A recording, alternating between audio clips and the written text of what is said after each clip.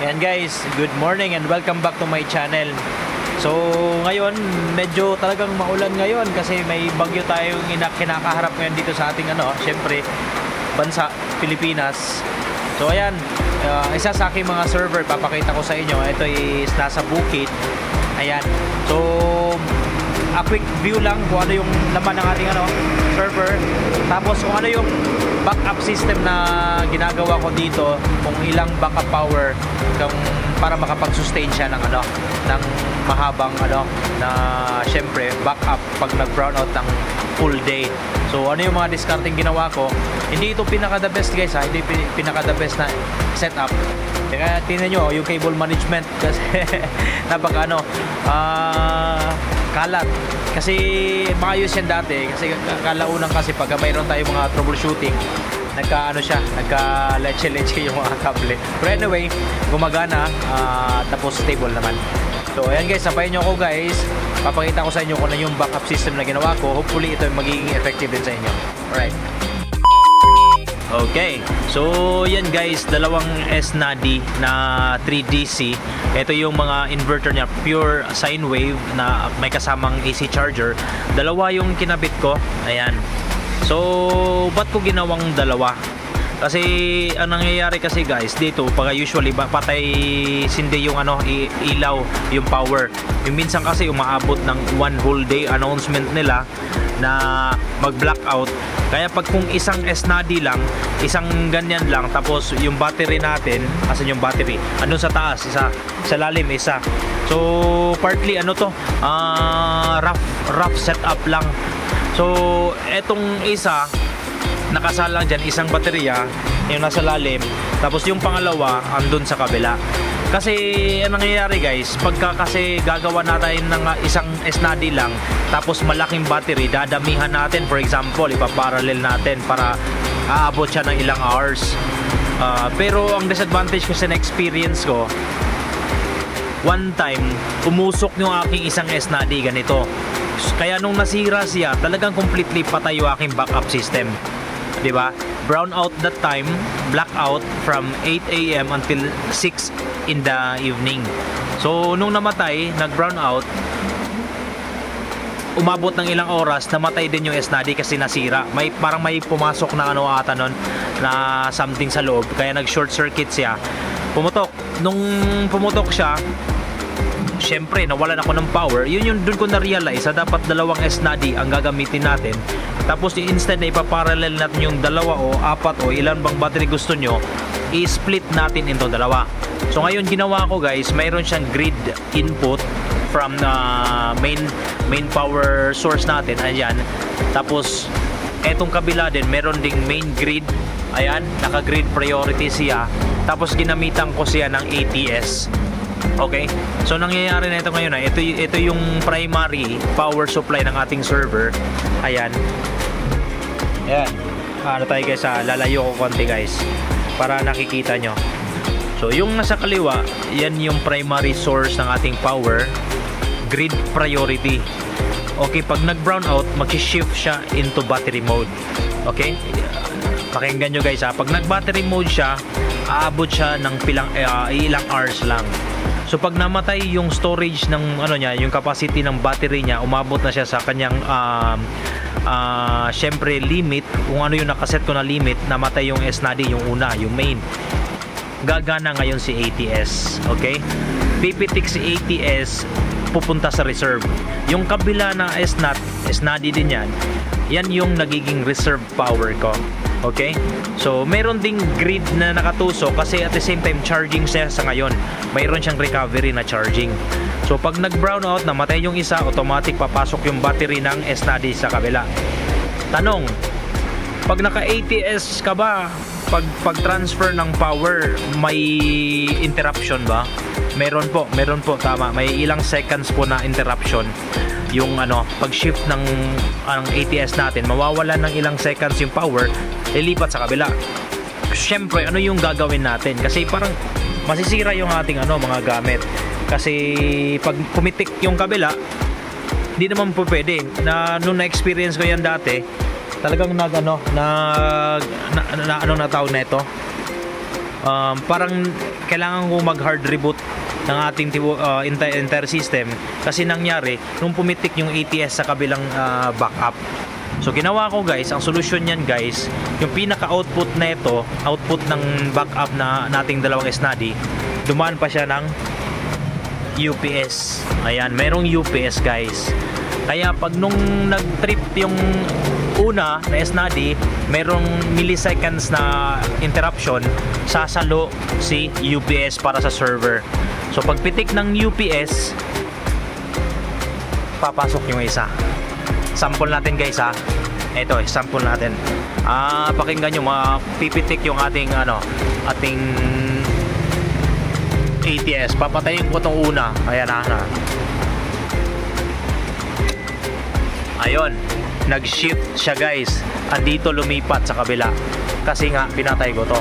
So, eto, nung pagkamatay niya, nag-beep to kung narinig nyo. Pag beep niya, siya yung sumalo. Ayan.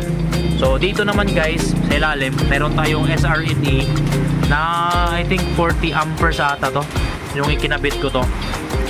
Ito, yung solar, meron din tayong solar. Yung solar na charge controller, nakasalang to sa baterya natin, yung sa lalim, yung sa primary. Okay? So pag nag-brown out, yung primary battery natin sa lalim, at the same time may charging din. So mahaba-habang oras, umabot siya from 8 AM until 2 PM. Okay? Pakinggan nyo guys ha. Etong unang yan, kasi may nakasalang din na solar dyan, in which eto, umaabot siyang until 2 PM. Okay? Pagpatak ng 2 PM kasi guys, medyo dihado na yung yung solar power. Umaabot lang siyang 2:30, namamatay na yung ating battery, yung primary. So pagkapatay niya, tsaka napapasok yung nasa itaas na yan. Yan yung battery din yan guys. Yan na yun. Okay? So yun lang yung aking simple setup dito guys. So ira-run through ko kayo dito sa aking setup sa server. A bit glimpse na lang dito kung yung setup. Ayan guys, so meron tayong dalawang RB4011 sa taas, RB4011, mga ISP yan sa lalim, RB4011. Tapos meron din tayong CCR. Okay? Etong CCR natin is 1009 or 1009 na dash 7G. Okay? So kung nakikita nyo yan guys, bakit meron tayong mga Mediacon sa lalim? Ayan. So meron tayong Mediacon guys kasi ito, 'di ba sabi ko sa inyo, nasa bukid to. 'Di ba? So meron tayong list line. Okay? Wait lang guys, cut ko muna. Shift tayo ganito. Shift yung camera. Tapos meron tayong mga backup. Ito yung mga backup natin. Isa, dalawa, tapos asan yung isa? Tatlo yung backup natin. So apat na ISP ang tumatakbo dito. Isang list line, tapos tatlong SME. Yun yung mga support natin. Okay? So yan yung setup natin dito. Tapos siguro baka naitanong nyo, paano ko to napokontrol o napapasok ng ating server? Kasi nga sabi ko, siguro 20 kilometers away to sa aking primary or pinaka main list line, 'di ba? So paano ko nakokontrol at napapasok to? Ito guys, papakita ko sa inyo. Ayan. Kung nakikita nyo yan guys, ayun, ito. Ayan. Ito ay isang Dell na i3 na PC. Nilagyan ko ng PC dyan guys. Tapos ginagawa ko, nire-remote ko lang siya via AnyDesk. So lahat ng dito, lahat ng equipments dito, napapasok ko guys via AnyDesk. Okay? Through the help of yung PC natin na Dell. Yan. Okay. So run through guys, yung content natin ngayon dito is yung ating mga power backup system, tapos yung ano yung setup natin dito. So actually guys, eto, tingnan nyo, nakapatay yung ating CCR. Okay? So ginawa ko kasi guys, itong CCR supposed to be ito yung dating humahawak sa server na to. Ito yung nagdadala ng PPOE dati. Pero ginawa ko ngayon guys, yung sa taas na RB4011, yan yung main 4 ISP natin, load balancing. Itong sa lalim naman na RB4011, yan yung ano, PPPoE natin. Kasi overkill lang si ano, CCR. So soon babaklasin natin yan, ilalabas natin yan. So ayan guys ha. Dito tayo, lipat tayo konti dito. Ayan. Oh, diba? Dito naman guys, meron tayong ano to, syempre watt meter, at the same time meter din kung ano yung consumption ng power dito, kung how much yung nakakain na power. So kung nakikita nyo dito guys, meron tayong ordinary na MPPT, yan, solar charge controller. Ang dinadrive neto naman ngayon guys is yung ating radyo. Ayan, ito yung repeater natin guys. Kaya kung nakikita nyo yung ating mga team, okay, ating mga tauhan is meron silang ano, portable radio. Ito yung main tower natin, may tower to sa likod. Yun ang dadala ng ating VHF, UHF na crossband repeater. Okay? Kung matagal na kayo sa akin channel, nakikita for sure, nakita nyo na yung aking setup at saka yung ano, kung ano yung setup natin before. 'Di ba? Yung ating crossband repeater. Dito ko sinalang guys, ito 'yon. So, kung nagtatanong kung ano, kung may nagtatanong diyan kung anong model to, ito Cygnus, nakalimutan ko na. Cygnus na ano, crossband repeater. Okay? Anyway, yung model, check nyo lang sa previous video ko guys, kasi parang 3 years ago na ata yan guys, nakalimutan ko na. Ito yung battery na nagda-drive ng ano, repeater natin sa radyo natin. Yan, ito yung nagdadala niya. Ulitin natin, ito yung repeater para sa ating portable, para kahit saan tayo, kahit saan yung ating mga technicians at mga lineman, meron tayong ano, access for communication. Yan. So, ayan guys, itong areang to, ayan, papakita ko lang. Itong areang to guys is nagre-rent tayo dito every month. Okay? Ano yung may-ari sa likod, yung ano niya, property niya. So, ito is a commercial space siya. Kami na nagpatayo dito. Hindi lang natapos to guys. Ayan. Hindi lang natapos tong ating ano, yung ating server. So supposed to be ano pa to eh, may ano pa to, may dingding. Lalagyan pa natin yung dingding yan.